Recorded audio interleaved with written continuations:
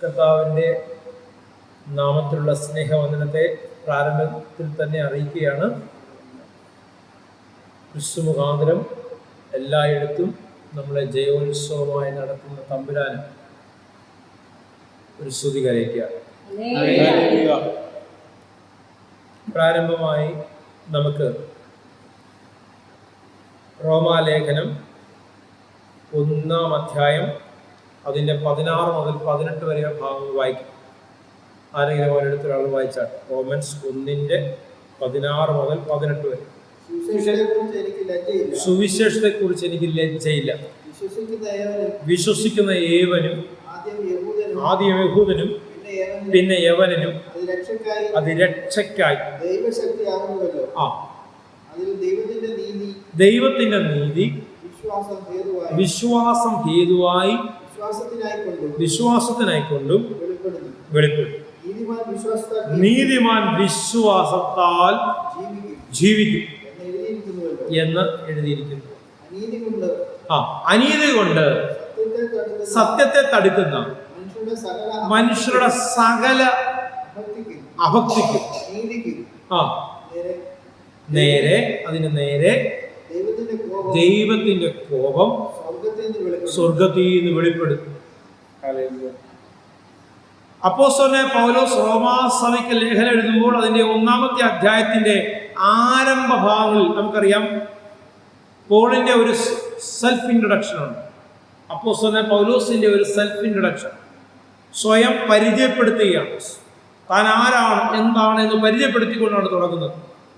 പിന്നീട് അവിടെ നിന്ന് ഇങ്ങോട്ട് വരുമ്പോൾ മനുഷ്യനുണ്ടായ പാപം, വിശ്വാസത്താലുണ്ടായ നീതീകരണം, വിശ്വാസത്തോടെ സാധ്യമാകുന്ന നീതീകരണം, ആ നീതീകരണത്തിന് കീഴ്പ്പെടാതെ പോകുന്ന മനുഷ്യൻ, ആ മനുഷ്യനുണ്ടാകുന്ന പാപസംബന്ധമായ വിഷയങ്ങൾ, ആ പാപസംബന്ധമായ വിഷയങ്ങൾക്ക് ദൈവത്തിന്റെ ക്രോധം സ്വർഗത്തിൽ നിന്ന് വെളിപ്പെടുമെന്ന് പറഞ്ഞുകൊണ്ടാണ് റോമാലേഖനം 1-ാം അധ്യായം തുടങ്ങുന്നത്. ശ്രദ്ധയോടെ ആയിരിക്കുക. ഹല്ലേലൂയ. ഒന്ന് Paul's self introduction, first part. ഇതിന്റെ റോമാലേഖനത്തിന്റെ 1-ാം അധ്യായത്തിന്റെ ആരംഭ ഭാഗം വായിക്കുമ്പോൾ താൻ തന്നെ പരിചയപ്പെടുത്തുന്നു. പിന്നീട് വിശ്വാസം മുഖാന്തരം ഉണ്ടാകുന്ന ക്രിസ്തുവിനിലൂടെയുള്ള വിടുതൽ, അല്ലെ യേശു ക്രിസ്തുവിൽ വിശ്വസിക്കുന്നവർക്കുണ്ടാകുന്ന ദൈവികമായ പരിരക്ഷ, എന്നാൽ ആ പരിരക്ഷയെ തള്ളിക്കളയുന്ന, അത് മനസ്സിലാക്കുവാൻ പറ്റാത്ത രീതിയിൽ ഒരു ശക്തി ജനത്തിന്റെ കണ്ണുകളെ കുരുടാക്കി കളയും. അപ്പൊ അതിന് കീഴ്പ്പെട്ടു പോകുന്ന സംവിധാനങ്ങളോടും വ്യക്തികളോടുമുള്ള ദൈവത്തിന്റെ ഇടപെടി അത് നമുക്ക് 1-ാം അധ്യായത്തിൽ കാണും. ഈ വിശുദ്ധ റോമാലേഖനം ഞാൻ അങ്ങനെ പറഞ്ഞ് പറയാൻ ആഗ്രഹിക്കുന്നു. കാരണം വിശുദ്ധ ബൈബിൾ പഠിക്കുമ്പോൾ ഈ ബൈബിളിന്റെ കോർ കണ്ടന്റ് എന്ന് പറയാവുന്ന ഒരു ഭാഗമാണ് റോമാലേഖനം. യേശു ക്രിസ്തുവിലേക്ക് ഒരു വ്യക്തിയെ എത്തിക്കുന്നതും യേശു ക്രിസ്തുവിൽ ഉറപ്പിക്കുന്നതും പഴയ നിയമ ന്യായ പ്രമാണത്തിന്റെ വസ്തുതകൾ എന്ത് എന്ന് വിശദീകരിക്കുന്നതും ദൈവത്തിന്റെ നീതീകരണം, ദൈവത്തിന്റെ ശക്തീകരണം, ദൈവത്തിന്റെ ന്യായവിധി, ആ ന്യായവിധി എന്നുള്ള വിടുതൽ, ഇതെല്ലാം വിഷയമാക്കിക്കൊണ്ടുള്ള ഒരു ലേഖനമാണ്, ലെറ്ററാണ്, സഭയ്ക്ക് എഴുതിയ കത്താണ് റോമാലേഖനം. എത്ര അധ്യായമുണ്ട് റോമാലേഖനത്തില്? ആർക്കും പറയാം കേട്ടോ.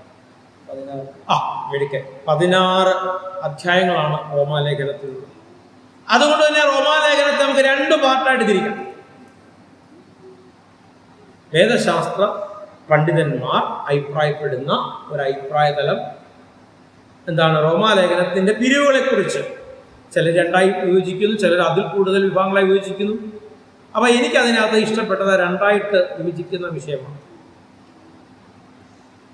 റോമാലേഖനത്തെ 16 അധ്യായം ഉള്ളത് കൊണ്ട് തന്നെ അതിനെ 2ആയി വായിക്കുന്ന തലം എവിടെ കൊണ്ട് നിൽക്കും? ആദ്യത്തെ പാർട്ട് 8 അല്ലേ? 8 8 16 അല്ലേ?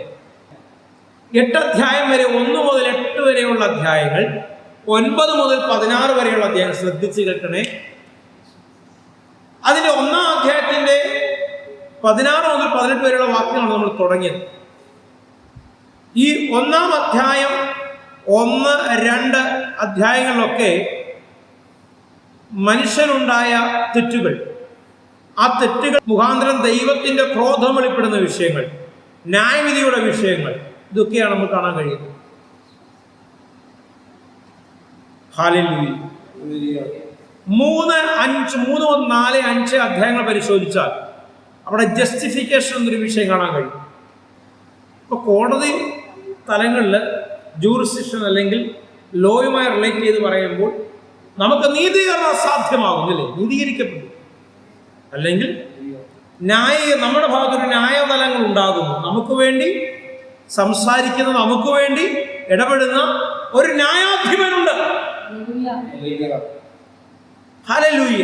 6, 7 അധ്യായങ്ങളിൽ സാങ്ക്ടിഫിക്കേഷൻ എന്നൊരു വിഷയമാണ് പഠിക്കാൻ കഴിയുന്നത്. സാങ്ക്ടിഫിക്കേഷൻ എന്നതിൻ്റെ അർത്ഥം വിശുദ്ധീകരണം. ബിബ്ലിക്കൽ ടേമിനനുസരിച്ച് പഠിച്ചു കഴിഞ്ഞാൽ അതിന് പറയുന്ന വാക്ക് വിശുദ്ധീകരണം. വിശുദ്ധീകരണം, സാങ്ക്ടിഫിക്കേഷൻ. 8-ാം അധ്യായത്തിൽ ഗ്ലോറിഫിക്കേഷനാണ്, മഹത്വീകരണം. ആരെക്കുറിച്ച് പറയുന്നു, അല്ലെ ആരുടെ മഹത്വത്തെ കുറിച്ച് പറയുന്നു, ആരിലായവരെ കുറിച്ച് പറയുന്നു, അതിൻ്റെ ശ്രേഷ്ഠതയെക്കുറിച്ച് വെളിപ്പെടുത്തുന്ന ഭാഗമാണ്. അതായത് 1 മുതൽ 8 വരെയുള്ള അധ്യായങ്ങൾ എന്ന് പറയുന്നത് റൈറ്റ് റിലേഷൻഷിപ്പ് വിത്ത് ഗോഡ്, ദൈവവുമായുള്ള നല്ലൊരു ബന്ധം. അപ്പൊ അവിടെ തെറ്റിപ്പോയ വ്യക്തികളെ കുറിച്ച് പഠിക്കുമ്പോൾ ബന്ധം എന്ന അർത്ഥത്തിലെടുക്കുക, നല്ല ബന്ധത്തിലേക്ക് ജനത്തെ എത്തിക്കുവാൻ ആ ബന്ധത്തിൽ നിന്ന് അകന്നു പോയവരുടെ ചരിത്രങ്ങളിൽ കൊടുക്കുന്നു. അപ്പൊ ദൈവവുമായിട്ടുള്ള ബന്ധം, റിലേഷൻഷിപ്പ് വിത്ത് ഗോഡ്, ദൈവവുമായിട്ടുള്ള ബന്ധം, ആ ബന്ധത്തെക്കുറിച്ചുള്ള പഠനമാണ് 1 മുതൽ 8 വരെയുള്ള അധ്യായങ്ങൾ നമുക്ക് കാണാൻ കഴിയുന്നത്. 1 മുതൽ 8 വരെയുള്ള അധ്യായത്തിന്റെ കണ്ടന്റ് എന്താണ്? റിലേഷൻഷിപ്പ് വിത്ത് ഗോഡ്, ദൈവവുമായിട്ടുള്ള ബന്ധം. അതെങ്ങനെയാണ്?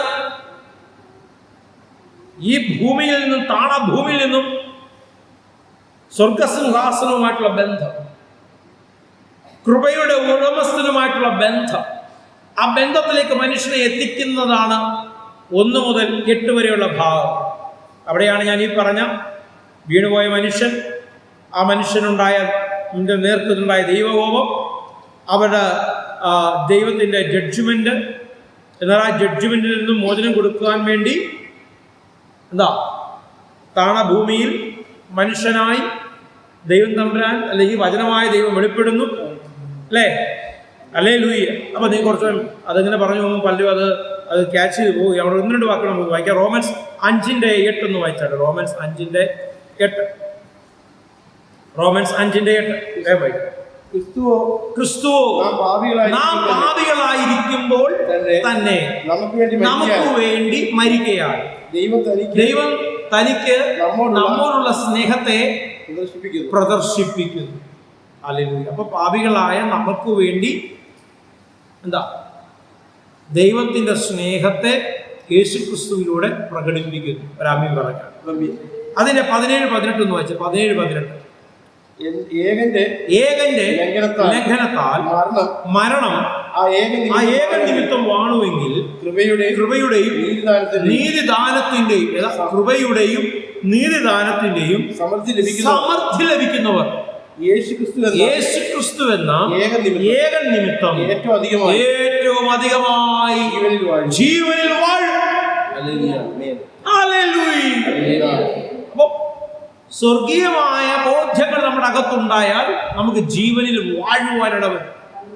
യേശുക്രിസ്തുവിനെ കുറിച്ചുള്ള പരിജ്ഞാനത്തിന്റെ തികവുണ്ടാകുമ്പോൾ ജീവനിൽ വാഴുവാനിടവരും. വാക്യം പൂർണ്ണമായോ? 18 വായിച്ചാൽ. അങ്ങനെ ഏകന്റെ ലംഘനത്താൽ സകല മനുഷ്യർക്കും ശിക്ഷാവിധി വന്നതുപോലെ ഏകന്റെ നീതിയാൽ സകല മനുഷ്യർക്കും ജീവകാരണമായ നീതീകരണവും വന്നിരിക്കും. അതാണ് ഞാൻ 3 മുതൽ 5 വരെയുള്ള അധ്യായങ്ങൾ വായിക്കുമ്പോൾ ഓരോ വാക്യങ്ങളിലൂടെ നമുക്ക് മനസ്സിലാകുന്ന ജസ്റ്റിഫിക്കേഷൻ എന്ന വിഷയമാണ്. ഹല്ലേലൂയ. ആരിലൂടെ? യേശുക്രിസ്തുവിലൂടെ സാധ്യമായി. റോമൻസ് 4:13 മുതൽ 16 വരെയുള്ള ഭാഗങ്ങളിൽ നിന്ന് വായിച്ചു. നിങ്ങൾക്ക് അത് ഇപ്പോൾ വായിക്കാനുള്ള സമയമില്ലാത്തതുകൊണ്ട് അതിലേക്ക് കടക്കുന്നില്ല. റോമൻസ് 6:8 ഒന്ന് വായിച്ചാട്ടെ. റോമൻസ് 6:8 ഒന്ന് വേഗം വായിച്ചാട്ടെ. നാം ക്രിസ്തുവിനോടുകൂടെ മരിച്ചുവെങ്കിൽ അവനോടുകൂടെ ജീവിക്കുമെന്ന് വിശ്വസിക്കുന്നു. ഇപ്പം ശിക്ഷാവിധിയിൽ നിന്നും ദൈവത്തിന്റെ ക്രോധത്തിൽ നിന്നും ജനത്തിന് എങ്ങനെ മോചനം ഉണ്ടാകും എന്നാണ് പൗലോസ് അവിടെ എയിം ചെയ്യുന്നത്. റിലേഷൻഷിപ്പ് വിത്ത് ഗോഡ്, ദൈവവും മനുഷ്യനും തമ്മിലുള്ള ബന്ധം നഷ്ടപ്പെട്ടു പോയെങ്കിൽ ആ ബന്ധം പുനരാരംഭിക്കുവാൻ, പുനഃസ്ഥാപിക്കുവാൻ, റീസ്റ്റോർ ചെയ്യപ്പെടുവാൻ യേശുക്രിസ്തുവിലൂടെ, യേശുക്രിസ്തുവിന്റെ മരണ അടക്ക ഉയർത്തെഴുന്നേൽപ്പിലൂടെ സാധ്യമാകും. ഹല്ലേലൂയ. 8-ാം അധ്യായം ഗ്ലോറിഫിക്കേഷൻ. അപ്പോൾ 1 മുതൽ 8 വരെയുള്ള അധ്യായങ്ങളിൽ റിലേഷൻഷിപ്പ് വിത്ത് ഗോഡ്, ദൈവവുമായിട്ടുള്ള ബന്ധമാണ് എങ്കിൽ 8 മുതൽ 16 വരെയുള്ള ഭാഗങ്ങളിൽ റിലേഷൻഷിപ്പ് വിത്ത് ഈച്ച് അതർ. ശ്രദ്ധിച്ചു കേട്ടോണേ, റിലേഷൻഷിപ്പ് വിത്ത് ഈച്ച് അതർ, പരസ്പരമുള്ള ബന്ധത്തെക്കുറിച്ച് പ്രതിപാദിക്കും. അത് സഭയാകാം, സൊസൈറ്റി ആകാം, ഫാമിലി ആകാം. ഹല്ലേലൂയ. ഇടയിലും വിശ്വാസങ്ങളുള്ള ബന്ധമാകാം, ശുശ്രൂഷകരും സഭയും തമ്മിലുള്ള ബന്ധമാകാം, അല്ലേ? റിലേഷൻഷിപ്പ് വിത്ത് ഈച്ച് അതർ, പരസ്പരമുള്ള ബന്ധത്തെക്കുറിച്ചുള്ള അതെപ്രകാരം ആ ബന്ധം മെയിൻറ്റെയിൻ ചെയ്യപ്പെടണം, ഏതൊക്കെ തലങ്ങളിലും ബന്ധങ്ങൾ മുന്നോട്ട് കൊണ്ടുപോകണം. ആദാമിന്റെ ഹവ്വയുടെയും ജീവിതത്തിൽ പാപത്തിന് കർത്തൃത്വം ഉണ്ടായതിന്റെ പ്രധാന കാരണം ആദാമിനോടുള്ള ബന്ധത്തിനപ്പുറത്ത് മറ്റൊരുവനുമായൊരു ബന്ധം ഹവ്വ സ്ഥാപിച്ചെടുത്തു, അവന്റെ വാക്കിന് മുമ്പിൽ കീഴടങ്ങി. അപ്പോൾ പുതിയ നിയമ മധ്യസ്ഥനായ ക്രിസ്തുവിലായവരുടെ ജീവിതത്തിൽ എപ്രകാരം ഒരു ബന്ധങ്ങൾ മെയിൻറ്റെയിൻ ചെയ്യണമെന്ന് കൃത്യമായി 9-ാം അധ്യായം മുതൽ 16-ാം അധ്യായം വരെ കൊടുത്തിട്ടുണ്ട്. റിലേഷൻഷിപ്പ് വിത്ത് ഈച്ച് അതർ, പരസ്പരമുള്ള ബന്ധം. അതിൽ നമുക്കറിയാം 1 മുതൽ 8 വരെയുള്ള അധ്യായത്തിന്റെ 8-ാം അധ്യായം ഗ്ലോറിഫിക്കേഷൻ ആണെന്ന് പറഞ്ഞു. റോമൻസ് 8-ന്റെ 1 മുതൽ 4 വരെ കൂടെ നമുക്കൊന്ന് വായിക്കാം. റോമൻസ് 8-ന്റെ 1 മുതൽ 4 വരെ വായിച്ചാൽ, അതുകൊണ്ട് ഇപ്പോൾ ക്രിസ്തു യേശുവിലുള്ളവർക്ക്, പൗലോസിന്റെ ഈ ലേഖനം എഴുതുന്നതിന്റെ അൾട്ടിമേറ്റ് അല്ലെങ്കിൽ പ്രധാനമായും ഫോക്കസ് ചെയ്യുന്നത്, ഞാൻ പറഞ്ഞു ബന്ധങ്ങളാണ്, ബന്ധത്തെക്കുറിച്ചാണെന്ന് പറയുമ്പോൾ തന്നെ ക്രിസ്തുവിലുള്ള ബന്ധത്തിൽ ജനത്തെ എന്ത് ചെയ്യുക, ബലപ്പെടുത്തുക, അല്ലെങ്കിൽ ക്രിസ്തുവിൽ ഒരുവനായി മാറുക, ഡീപ്പ് റൂട്ടഡ് ആകുക, യേശു ക്രിസ്തുവിൽ ഡീപ്പ് റൂട്ടഡ് ആകുക, നിന്നെ പാപത്തിന്റെ അന്ധകാരത്തിൽ നിന്നും അത്ഭുത പ്രകാശത്തിലേക്ക് നടത്തുവാൻ കഴിവുള്ള ക്രിസ്തുവിൽ ഡീപ്പ് റൂട്ടഡ് ആകുക. അപ്പൊ ആ ഒരു പദ്ധതിയോടുകൂടി എഴുതപ്പെട്ട ലേഖനത്തിന്റെ പ്രധാനപ്പെട്ട ഒരു ഭാഗമാണ്, അധ്യായമാണ് 8-ാം അധ്യായം. റോമാലേഖനത്തിലെ 16 അധ്യായത്തിലെ ഏറ്റവും പരമപ്രധാനമായ ഭാഗം, അല്ലെങ്കിൽ 1 മുതൽ 8 വരെയുള്ള അധ്യായങ്ങൾ പരിശോധിച്ചാൽ ആ 8-ാം അധ്യായം ആ 1 മുതൽ 8-ന്റെ പൂർണ്ണതയാണ്. ആ 1-ാം വാക്യത്തിൽ നമുക്ക് വ്യക്തമാണ്. അതുകൊണ്ട് ഇപ്പോൾ ക്രിസ്തു യേശുവിലുള്ളവർക്ക് ഒരു ശിക്ഷാവിധിയില്ല. കേട്ടോ, ഈ ന്യായവിധിയെക്കുറിച്ചും ശിക്ഷാവിധിയെക്കുറിച്ചും പാപത്തെക്കുറിച്ചും ഒക്കെ സവിസ്തരം പറഞ്ഞു. എങ്ങനെയാണ് ജസ്റ്റിഫിക്കേഷനും സാൽവേഷനും സാങ്ക്ടിഫിക്കേഷനും ഒക്കെ യേശുക്രിസ്തുവിന്റെ രക്തത്തിലൂടെ ഉണ്ടാകുന്നതെന്ന് പൗലോസ് വ്യക്തമായി ബോധ്യപ്പെടുത്തി തന്നു. തുടർന്ന് പറയാണ്, യേശുക്രിസ്തുവിന്റെ മഹത്വത്തിലേക്ക് നീ പ്രവേശിച്ചു കഴിഞ്ഞാൽ, അല്ലെ ആ മഹത്വത്തെ നീ തിരിച്ചറിഞ്ഞു കഴിഞ്ഞാൽ, നീ ക്രിസ്തുവിലായാൽ, നീ അടക്കപ്പെട്ട് ഉയർത്തെഴുന്നേറ്റവനാണ് എങ്കിൽ നിനക്ക് എന്തില്ല? ശിക്ഷാവിധിയില്ല. ഒരാമ്യം പറയാൻ തയ്യാറാണ്? സ്തോത്രം. ചിലർക്ക് ആമ്യം പറയാൻ ഭയങ്കര പാടുവരും. ഹല്ലേലൂയ. ഓക്കെ, ബാക്കി വായിച്ചു. ജീവന്റെ ആത്മാവിന്റെ പ്രമാണം എനിക്ക് പാപത്തിന്റെയും മരണത്തിന്റെയും പ്രമാണത്തിൽ നിന്ന് ജീവന്റെ ആത്മാവിന്റെ പ്രമാണം ഇനി എന്നിൽ നിന്നൊക്കെ വിടുതൽ നൽകി. മരണത്തിന്റെയും പാപത്തിന്റെയും പ്രമാണത്തിൽ നിന്ന് ക്രിസ്തു യേശുവിൽ എനിക്ക് സ്വാതന്ത്ര്യം വരുത്തിയിരിക്കുന്നു. ഞാൻ എവിടെ കിടക്കേണ്ടവനല്ല. ശാപത്തിന്റെ പ്രമാണങ്ങളുടെ, ചട്ടങ്ങളുടെ, നിയമങ്ങളുടെ കുരുക്കിൽ കിടന്ന് അസ്വസ്ഥപ്പെടേണ്ടവനല്ല. അതിൽ നിന്നെല്ലാം എനിക്ക് സ്വാതന്ത്ര്യം വരുത്തിയിരിക്കുന്നു. ആര്? യേശു ക്രിസ്തു. ഹല്ലേലൂയ. ജഡത്താലുള്ള ബലഹീനത നിമിത്തം ന്യായപ്രമാണത്തിന്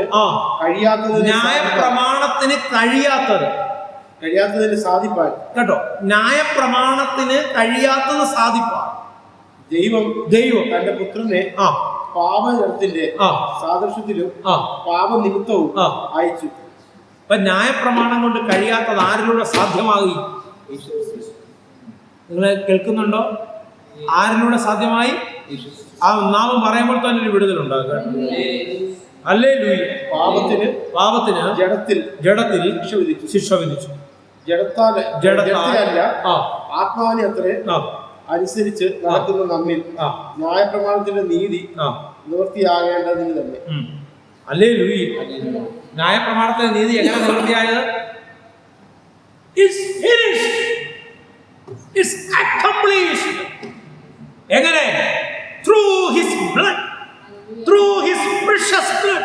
അവന്റെ വിലപ്പെട്ട രക്തത്തിലൂടെ നമുക്ക് ഹല്ലേലൂയ രക്ഷയും പാപമോചനവും നീതീകരണവും സാധ്യമായിരിക്കുന്നു. ആമേൻ പറഞ്ഞാട്ടെ. ആ ബോധത്തിലുള്ളവർ എങ്ങനെ എപ്രകാരം തങ്ങളുടെ ബന്ധങ്ങളെ മെയിൻറ്റെയിൻ ചെയ്യണമെന്നുള്ളതാണ് ഈ 9-ാം അധ്യായം മുതൽ പഠിക്കാൻ കഴിയുന്നത്. അത് നിങ്ങൾ വായിച്ചു നോക്കുക.